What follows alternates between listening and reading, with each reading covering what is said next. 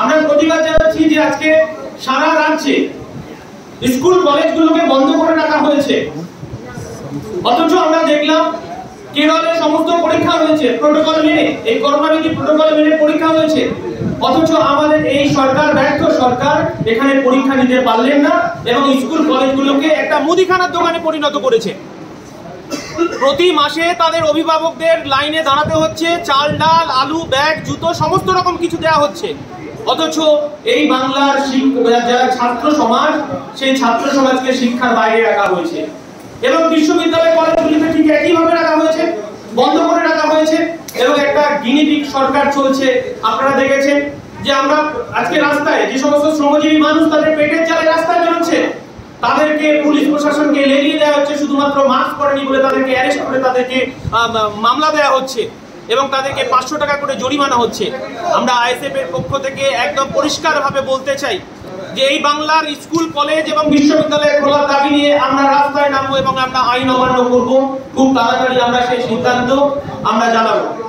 এবং এই বাংলার যারা আমরা বলি যে লাইফলাইন রেল, বাস চালু হয়ে গেছে, সমস্ত রকম যানবাহন চালু হয়ে গেছে, অথচ একটা অংশের মানুষ যারা শুধুমাত্র রেলের উপর নির্ভরশীল, রেলকে ব্যবহার করে তাদের জীবন জীবিকা নির্ভর করে, সেই রেল ব্যবস্থাটাকে পুরোপুরি বন্ধ করে রাখা হয়েছে।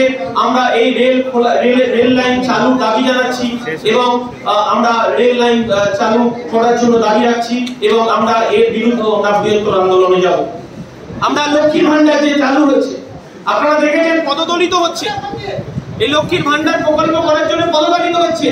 আমরা বিরোধিতা করছি না, আমরা বলছি যে আমাদের এই বাংলার প্রত্যেকটা পরিবারকে এই প্যান্ডামিক সিচুয়েশনে প্রত্যেকটা পরিবারকে 10,000 টাকা করে সরকার দিক, মাসে 10,000 টাকা করে দিক এবং এই লক্ষ্মীর ভান্ডার নিয়ে যে প্রহসন চলছে এবং আমরা মনে করি যে এই লক্ষ্মীর ভান্ডার এবং এটা আগামী নির্বাচনগুলিতে ঘুষ দেওয়ার পরিকল্পনা চলছে এবং ঘুষের ব্যবস্থা চলছে এবং সাধারণ মানুষের জীবন জীবিকাকে যে হরণ করছে তার নিদর্শন।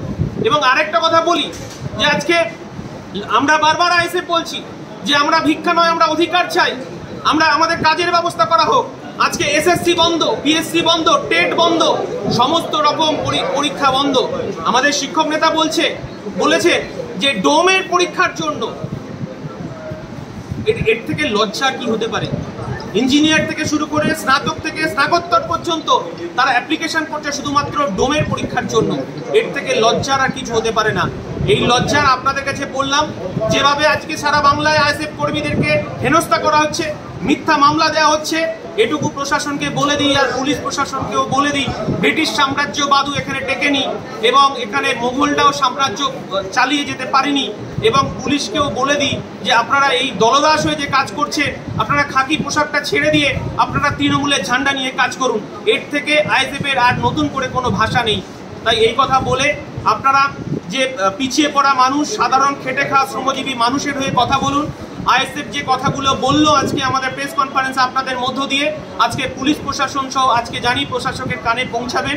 আপনারা অবশ্যই, আপনাদের কাছে সেই আশা আছে, অন্তত বিকৃতভাবে আপনারা কিছু পরিবেশন করবেন না, এটুকু আইএসএফ এর পক্ষ থেকে আপনাদের কাছে আমাদের আবেদন।